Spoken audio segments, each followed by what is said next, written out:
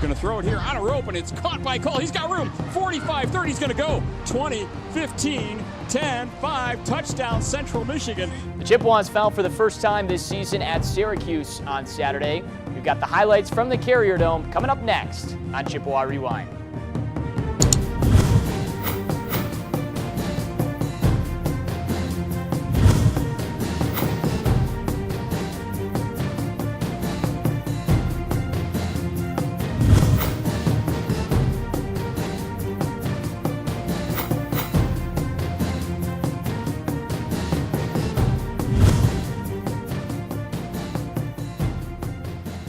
Welcome into Chippewa Rewind. Adam Jacksa, Coach John Bonamego. Tough one on Saturday. Central Michigan falls for the first time this season at Syracuse, 41-17.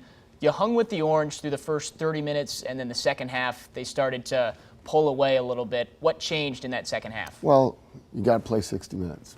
This is a disappointing loss for us. We go into every game with the expectation to win, but you have to execute, and you have to execute across a wide range. Whether it's offensively, being able to convert third downs, defensively, getting them off the field, making the tackles, and rotating properly, special teams, making the routine plays, being able to kick off and pin people deep. And we broke down in some fundamental areas. These are mistakes that are all correctable. We'll get right back to work at it. We've got a big game this weekend, and that was the message to the team: is let's be mature about this. Let's be grown men. Let's not be thin-skinned. Let's look at each play and every breakdown. Note the things that we did well, but let's make sure we also note the things that we didn't do well, because there's a lot of room for improvement. They were all things really that were self-inflicted. No discredit to Syracuse, they're a very talented football team.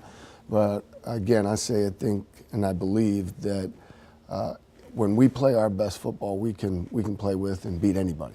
Tougher environment, too, as well, as it's on the road. We'll take you inside the Carrier Dome on Saturday. Central Michigan against Syracuse, fourth all-time meeting between the Chippewas and the Orange. Syracuse gets an early field goal to go up 3-0. They're driving once again, and you force a big fumble, and Stanizek falls on. Yeah, this is a nice job here by DeAndre Dill, getting a big paw, one of his big paws on the ball, rakes it out, ball's fumbled forward, and Mitch Stanizek comes up with the recovery. But we have about three guys there at the point of attack. Again, our defense continues to be opportunistic and forcing turnovers. We get the short field there, that leads to a score, and we're off. We're in business right now. We're feeling really good about things. First career touchdown for Logan Hesbrook last week. This week, as you mentioned earlier, Cam Cole stepped up. He gets a 56-yarder here. Yeah, we're running this little, bubble screen, and so we gave him kind of the same look. We release Cam. Shane does a great job of getting the ball out in the void area in front of the safety, and Cam's able to make the safety miss and results in a touchdown. That puts Central Michigan in front 7-3. They're in front, and then here comes Syracuse trying to drive again, and Alex Briones, another athletic interception, his second of the year. This is just a great play here by Alex. The ball's tipped. You can see it right there. It hits off of one of their players' helmets, I think. It goes up in the air, and Alex just does a great job here of really selling out, laying out to catch the ball. Probably one of the more exciting interceptions that I've seen in a while. He's excited, everybody's excited, and again, defense comes up big early in the ball game, gives us great field position. Briones had 7 tackles, third best on the Chippewas on Saturday.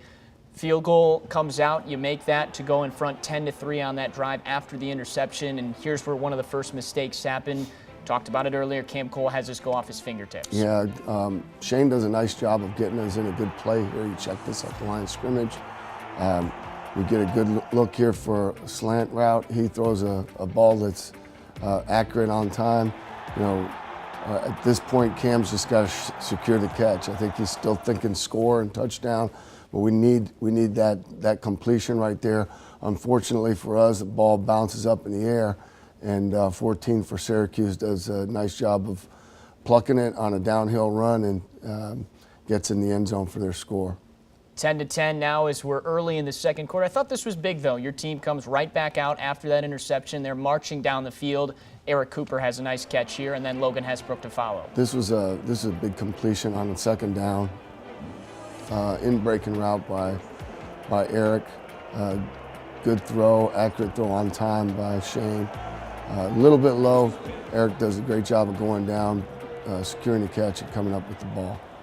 So the Chippewas marching inside Syracuse territory, and here is the 19-yarder to Logan Hesbrook. Another nice job here. We get the ball behind the first level of coverage in front of the safety, and Logan does a nice job of catching this ball, and we're moving the chains again. We're on the move. You used Jonathan Ward a lot, whether it was in the run game or the pass game. It was here, and he gets in the end zone. Nice block by Hesbrook. Yeah, this is a nice job here. A good check down by Shane. We've got a combination going on.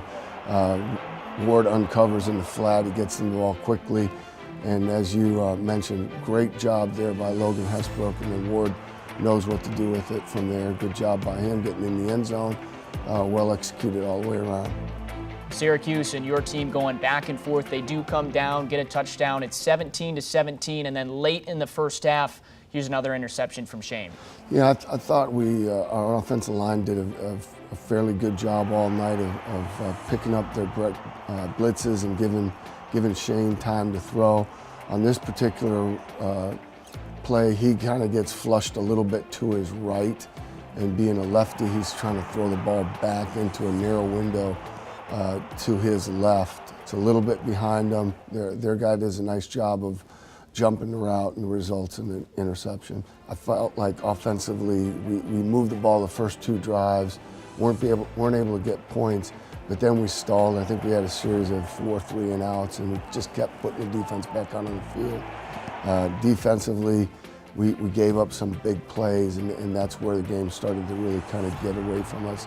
I thought overall our guys didn't lose their fight. I think they played hard to the end. But we've got to do a better job on third down offensively, not putting our defense out there all the time. And defensively, we can't give up big plays. Chippewa is just 3 of 16 trying to convert on third down. That was one of the strengths of that Syracuse defense that the Chippewas knew about coming in on Saturday. Syracuse punches it in late, 24-17 Orange at the break. We'll have the second half when we come back. And later on, we'll sit down with Mark Chapman to talk about some of his family ties at Central Michigan football. It's all next on Chippewa Rewind. I remember when I was looking at schools, my dad told me that when I found the right one, I would definitely know, and it was going to be a feeling. And when I was here, it felt like home. And the people here, they felt like family. And I remember being in the bookstore, and I was picking out all this apparel, but I was like, what, do you think you're coming here or something? I was like, matter of fact, I think I am.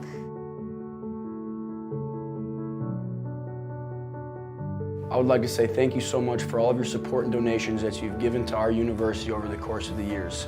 We look forward to making you proud on and off the field, not only the football team, but all of the athletic programs at our university, and we promise to make you proud. I'd like to personally thank you for your support and investment in Central Michigan athletics. Your generosity allows our student athletes to compete on a national level, academically, athletically, and personally. Once again, thank you for your support, and fire up Chips.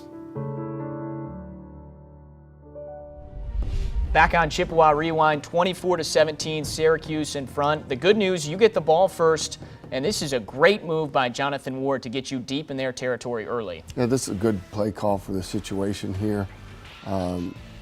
This actually goes in the stat sheet as a completed forward pass because the ball's tossed forward. But Ward does a nice job here of eluding the first couple defenders, getting the open field, and this ends up being a really nice play for us at a crucial time in the game.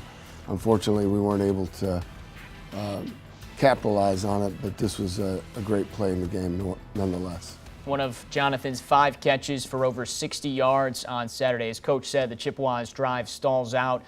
They end up getting a touchdown. It's 31-17, and this kept you guys in the game a little bit longer. Great play from Bunting to come from behind and strip this one loose. This is a tremendous job, by Sean.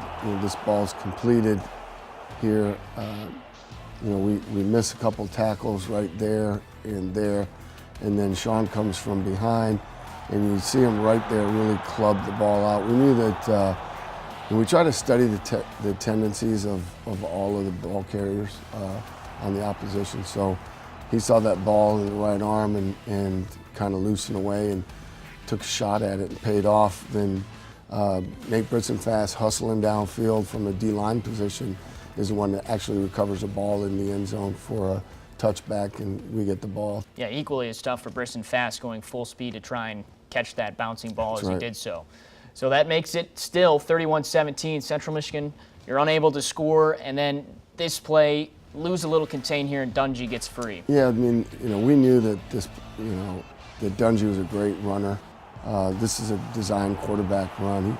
He cuts back there. We actually were blitzing off of the short side there. Had a chance to make it right there in the backfield, and then right here, I think we thought he was a little closer to the sideline, try to shove him out of bounds. But he's a big, strong kid.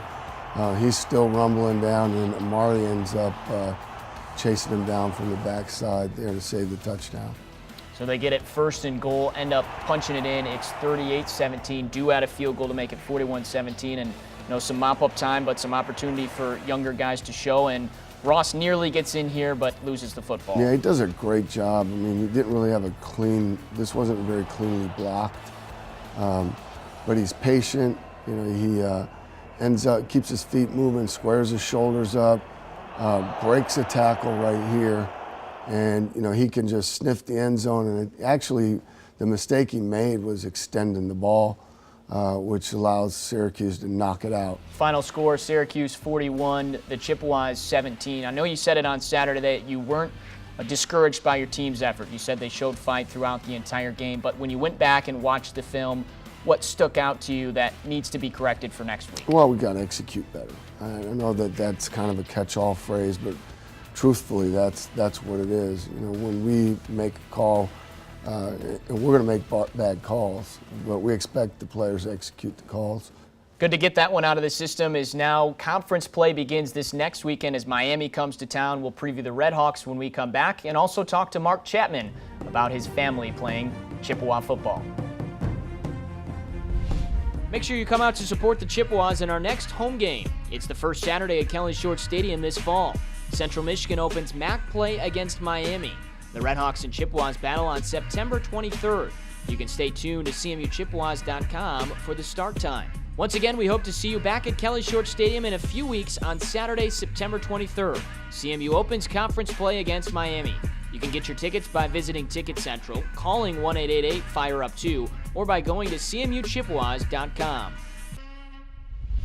Morris in the shotgun, rolling to his left, throwing that direction. Has a man wide open. It's Chapman, and an easy two-point conversion for the Chippewas. Before me came my older brother Jarrett. He played safety for us. He graduated in 2014, I believe. And then after him, Winslow, my cousin, he played defense for us as well. He played safety, and he just graduated this past season. So now it's me. I'm the last of the dying breed. That stems way back to high school. Jarrett was definitely the ringleader. We all dreamed to play in college football, and he was the guy that got his foot in the door first and came to Central, loved it here. And then Winslow took his visit, loved it here.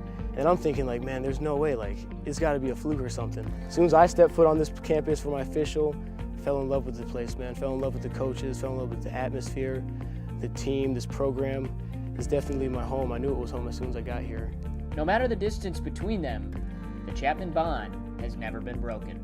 I mean, even before we moved back to Michigan in 2008, every summer we were visiting our family in Michigan, and we would link up with my cousin Winslow and his little brother Dan. He's my age, and it was just the boys are back in town type moments, like just hanging out all summer.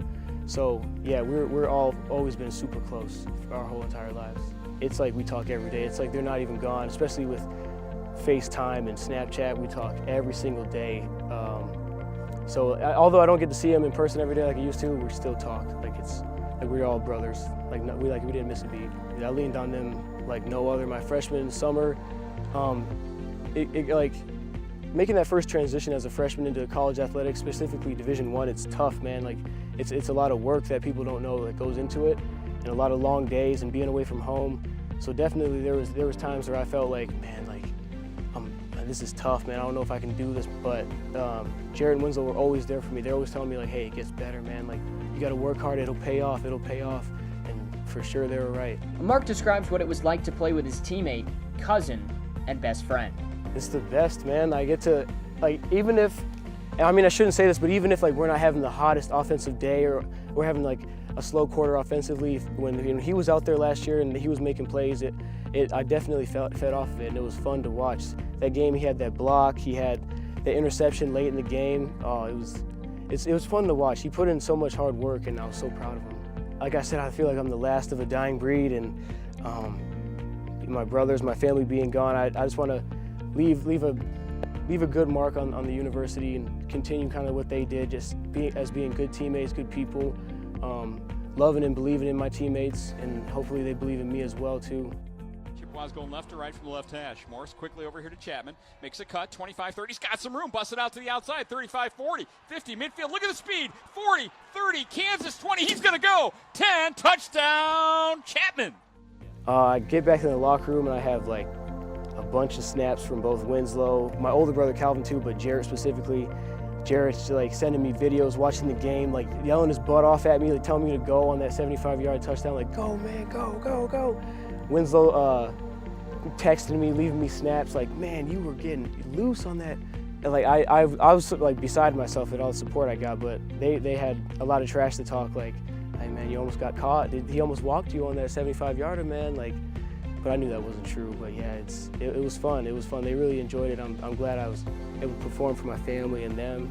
They were proud of me, so it was cool.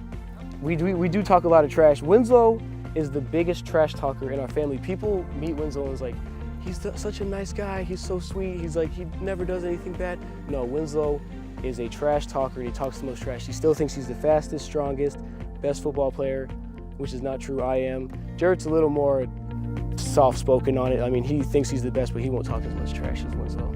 I think I'm the best, though, and I'm the fastest, so it's cool. They'll watch this. I'll make sure they watch this.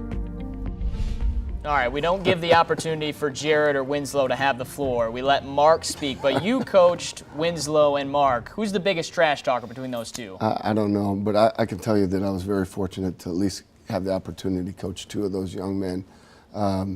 They're not just great football players, they're great individuals. You get to see the personality there a little bit of Mark. Winslow is a different personality, but equally good person. And, you know, it says something when you have three family members. This CMU football is a brotherhood. We talk about it all the time with our team. That's a great example of it. Just proud of those guys. And it's just, it's awesome. What a great piece. I'm still laughing. And cool to see, I mean, that Jarrett and Winslow, even though they're not on the team anymore, they're still watching all your games. Of course they are. I mean, you know, once you're a part of this program, I mean, I watched it for decades. You know, you always want to, it's in you. You know, it just becomes part of who you are. Well, we know that they're going to be watching next week as Mid-American Conference play begins. It's a whole new season for you and your team. Miami comes into town. They weren't picked to win the East, but a lot of people like their team this year. They're second best in the East, according to the media. But they gave you some trouble last year in Oxford. What do you need to see, and what troubles can they pose coming into Kelly Shorts this Saturday? Well, it starts on their offensive side of the ball with their quarterback. He's a tremendous competitor. You know, when you look at the success of their program last year, it really it paralleled him coming back. You know, I think they started the season off 0-6. Bragland's comes back into the in the lineup, and they reel off 6 straight. And as you mentioned, one of those was against us down there in Oxford. We're gonna have to play well. We're gonna have to make sure defensively that we have everybody accounted for and we do a good job tackling. Offensively, it'll be a challenge moving against their defense, one of the top defenses a year ago that we faced. So we will have our work cut out for us. We're gonna have to have a great week of preparation. And it's gonna be important that our home fans show up. We're going to need the support of the crowd in the stands. We only get 2 Saturday games this year. This is one of them. It's going to be a later kickoff, 3:30.